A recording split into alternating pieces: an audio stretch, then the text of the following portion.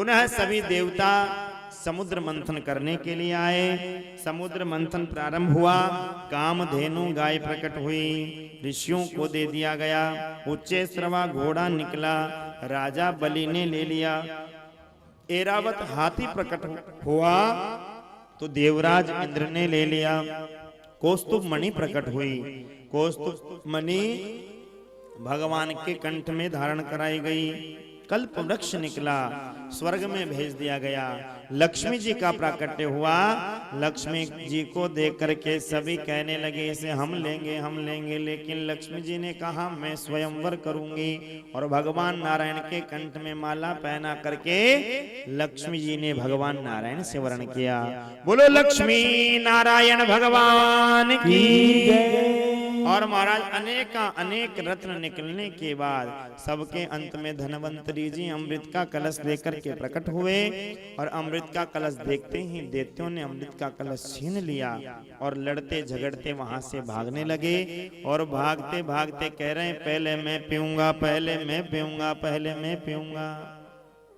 पहले में करने की जो प्रवृत्ति है यह दैत्यों की प्रवृत्ति है। किसी भी कार्य में, किसी भी आयोजन में, किसी भी कार्यक्रम में कोई भी व्यक्ति यदि पहले में करता है तो समझ लेना उसमें कहीं न कहीं दैत्यों के लक्षण प्रकट हो रहे हैं। इसलिए कभी भी पहले में की कामना नहीं करनी चाहिए, क्योंकि दैत्य कह रहे हैं मित्र कलिरभूतेषा तदर्थे तरस चेतसा अहम पूर्वम नत्वमिति प्रभो। पहले मैं पीऊंगा, ऐसे लड़ते झगड़ते महाराज 4 स्थानों पर देते गए। कहाँ गए? हरिद्वार पहुंचे, नासिक पहुंचे, उज्जैन गए और प्रयागराज गए। चारों स्थानों पर अमृत की बूंदें छलक गई। इसीलिए 3-3 साल के अंतराल में वहां कुंभ का मेला लगने लगा। और महाराज आज भी कुंभ के मेले में शाही स्नान के दिन उसी नक्षत्र में, जिस नक्षत्र में अमृत की बूंदें छलकी, उसी नक्षत्र में शाही स्नान बड़े बड़े मठाधीश शंकराचार्य, महामंडलेश्वर इत्यादि करते हैं। और सभी भारतवासियों को ऐसा सौभाग्य प्राप्त होता है कि कुंभ में स्नान करने के लिए समस्त भारतवासी जाकर अपने जीवन को धन्य करते हैं। भगवान ने देखा जब दैत्यों ने अमृत छीन लिया तो देवताओं की पुकार सुनकर के भगवान ने मोहिनी रूप धारण किया और भगवान ने ऐसा सुंदर स्वरूप बनाया। उस स्वरूप को देखकर सभी मोहित हो गए, देवता भी मोहित हो गए। देवता चाहते हैं ये हमें प्राप्त हो जाए। और यहाँ तक भी लिखा है कि स्वयं भगवान शंकर भी मोहित हो गए और मोहिनी भगवान के पीछे पीछे जाने लगे।